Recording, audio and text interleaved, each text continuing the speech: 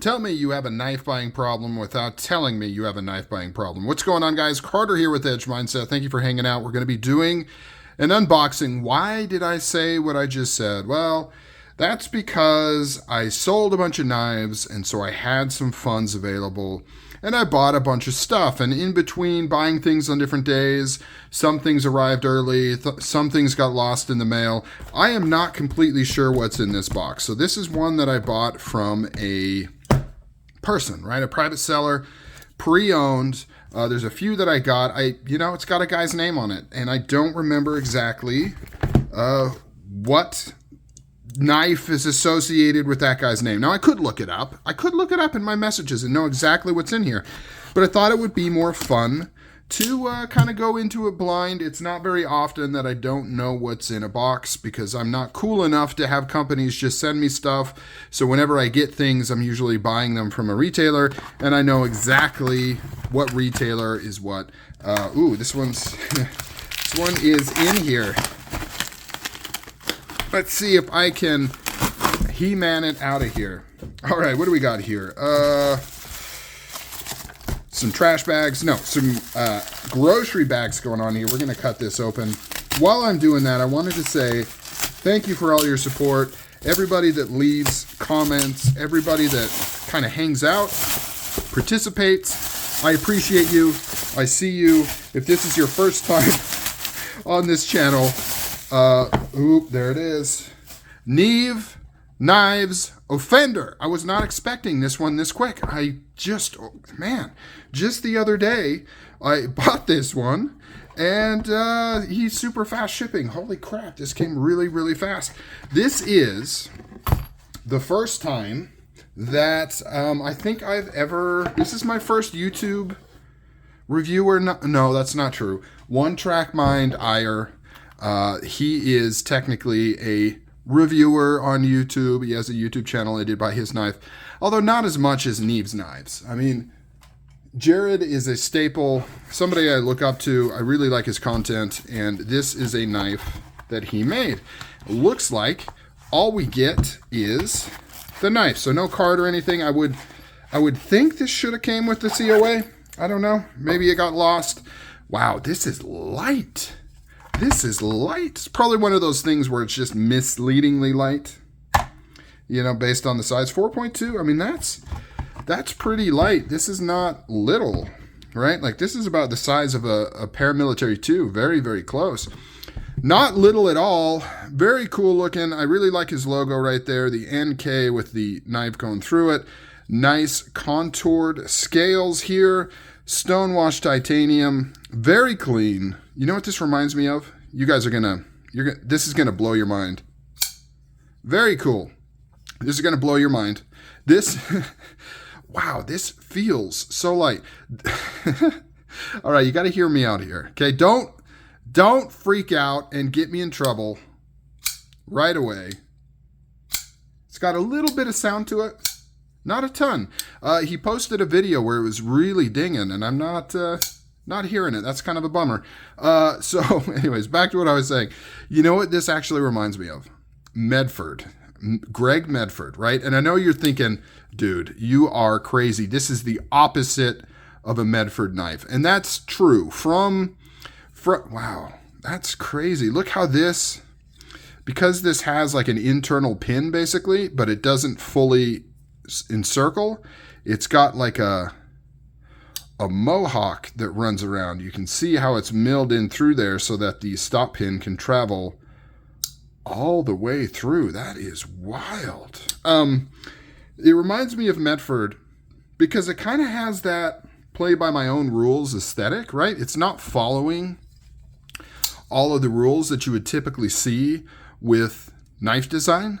It's kind of doing its own thing, right? It's like somebody was able to completely look at the concept of a knife design from scratch without being influenced by anything else. And that is one of the things I like about Medford. And he's admitted that he doesn't really follow other knife makers. He doesn't really follow custom knife makers purposely, so that when he designs things, it's purely from his mind, for better or for worse. And this kind of seems like it, right? It's great. I think it looks cool. That's why I got it. I really like the look of it. I love this compound grind with the Recurve, the Tanto here with the Poon. I mean, Tanto Poon, that's like right up my alley. And I like how this contrasts with the more curvy kind of bulbous handle. This feels really good. I'm getting a little bit of a hot spot down here. It does get a little bit wide, you know. We'll see. I'll carry it around. I'll hold it. If I scoot up more, it doesn't feel as bad. But if I'm kind of grabbing it right here, yeah, we'll see. We'll see. I do kind of hit this corner right here. So for being a big knife, it does feel a little cramped in the hand. Not terrible, but just a little bit. Let's take a look here. Magnacut, nice early lockup. The only thing that I'm getting a little of the sound, but not a lot. Not a lot. One of the videos the seller posted, it really tinged, and that's why I kind of jumped on it. Oh well. Anyways, still, very cool knife. I love, everything is nice and smooth. I like the baby blue with the titanium. And look at this milled deep carry pocket clip. That is just money. You know, I've always said I'm not really a deep carry kind of guy, mostly because I hate the look of the clips, because they're almost always bent steel clips, but this is done really, really well.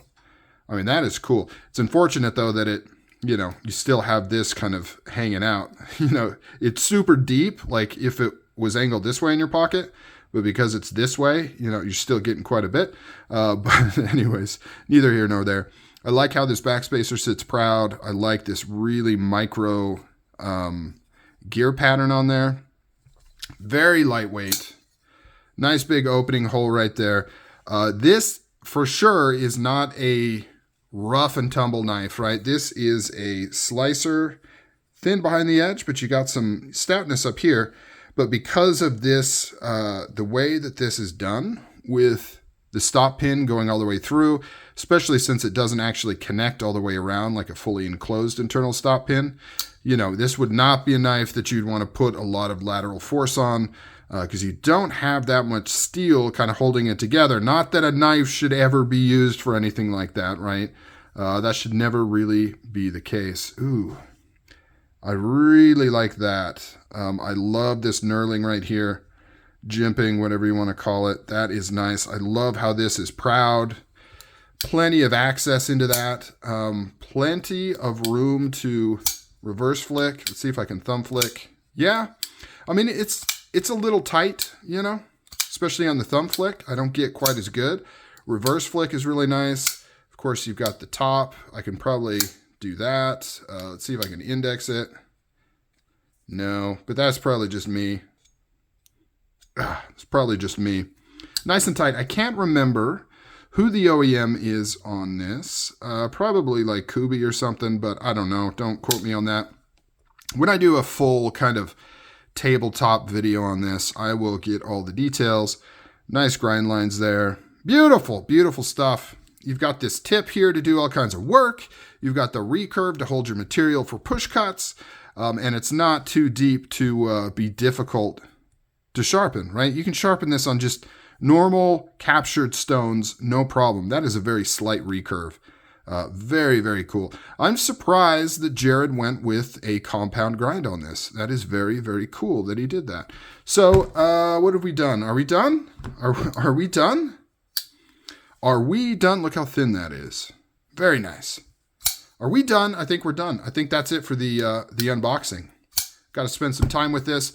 Throw it in the old pocket. Have you guys had a chance to experience this guy right here, the Offender?